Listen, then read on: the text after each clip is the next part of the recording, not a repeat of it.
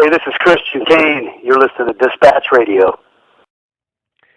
Folks, we have a great guest. We have talked about Zootopia several times, and tomorrow is the big day. The DVD Blu-ray box set drops. And just so you know, guys, this is a bigger film than many of you realize. It is now the second biggest animated Disney feature film.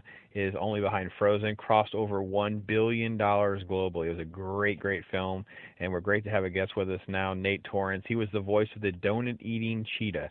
And Nate, how is that for a resume item for you, brother? You get to be the donut-eating cheetah. I know. I just said, as long as I'm paid in donuts, we can make this work.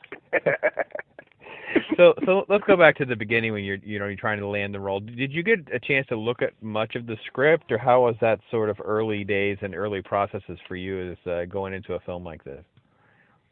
Yeah, it was definitely quite a process. I actually have been attached to it for about a little over 4 years. Wow. And I was lucky enough to be part of the first table read, where the process kind of is that they just, give an invitation to a couple actors maybe that the director had thought of or the writers had thought of when they wrote it, and ask them to just come in and read the script aloud to the story trust and to, John and, the Disney team. And so I was able to actually be a part of that process. And the script was actually very, very different.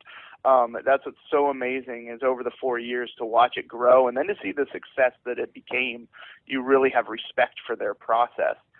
Their creative process. But yeah, when I first went in, he was actually not a cop. He was not a donut eater. He was one of Nick's best friends, which is the fox on the in the movie.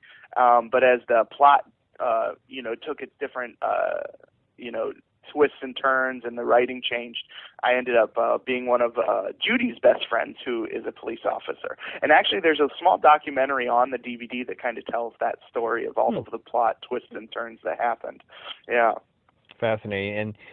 And let's talk about a little bit about some of the twists and turns. Because one thing I think I loved about the film was that it goes right up against the line and never quite becomes political. You almost like, it's going to become extremely conservative. It's going to become extremely liberal. It's going to become, but it never becomes heavy-handed. It just has this really nice, genuine, sweet message to it. Was that always there as the backbone, or did that pendulum move around a little bit as well?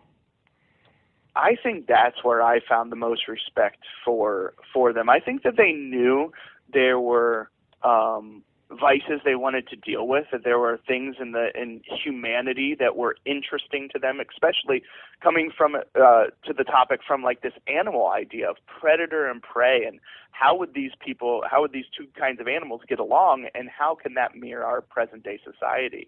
And so I will say they were always very aware of keeping that as a secondary issue, like it was always plot and character first, but then dealing with those issues as well. And I just saw that get sharpened and refined more and more. And it was, in hindsight, to realize how delicately and seriously they were taking that process. It was really cool. It was inspiring. I like to write as well as an actor. And I think it was like I got a little class in screenplay 101 by just being a part of the process. All right, so how much of your natural voice is Clawhauser, and how much had to be kind of tweaked or modified? Did you have to, how did you approach that? Yeah, I think it's all with Clawhauser and me. All of my characters that I've played with animation definitely tend to lean themselves toward an energy level that you bring to the character, rather than like a very quirky voice. I went a little upper register with it. Like he has a little bit higher of a voice than me. But yeah, it was really fun that they just wanted to have this joyful guy, this character that's always smiling, always kind of seeing a cup half full kind of outlook on life. And so yeah, there was a lot of smile headaches playing Clawhauser. Like after any wedding or something where you're like, wow, I've been smiling a lot today. I've got a smile headache. Nate Torrence is previewing the big Blu-ray drop for Zootopia, and it is just a great film, guys. You can check out our review. We'll link to that. You can also find out more about Nate. We'll link to some of his information animation. You guys may know him from his HBO work on Hello Ladies.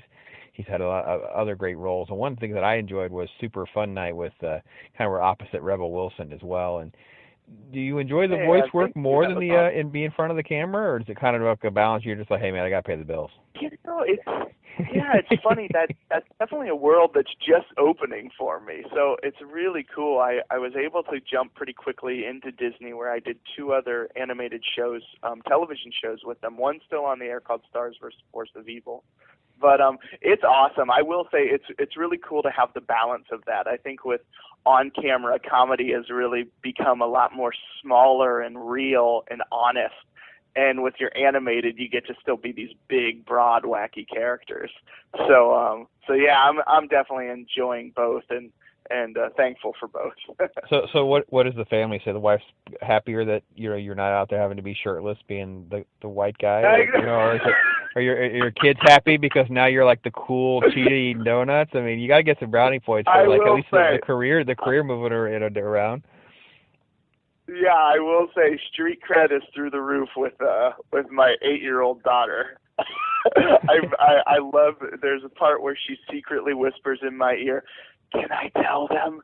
Can I tell them you're Clawhauser?" That's fantastic. And that's been a really fun moment as a dad. You're now only number 2 to Frozen, so that has to be like double down. So hey, listen, we're not quite Frozen, but I think we're gonna catch them. It's funny because my wife didn't believe that the DVD was dropping this soon. She's like, wasn't it just in the theater like a couple of days? We were just there watching Jungle Book again and whatever, and it was there. I'm like, yeah, I know, but hey, listen, they don't care. They'll double dip. They don't mind.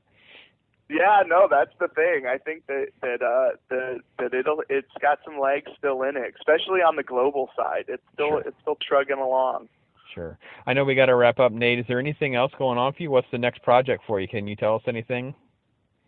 Yeah, I still have Star vs. Force of Evil, and then right now I'm kind of fielding an offer with a television show. So we'll find out late fall, early January. Hopefully you'll be seeing me on the screen, but I can't say too much yet. Ink's not dry.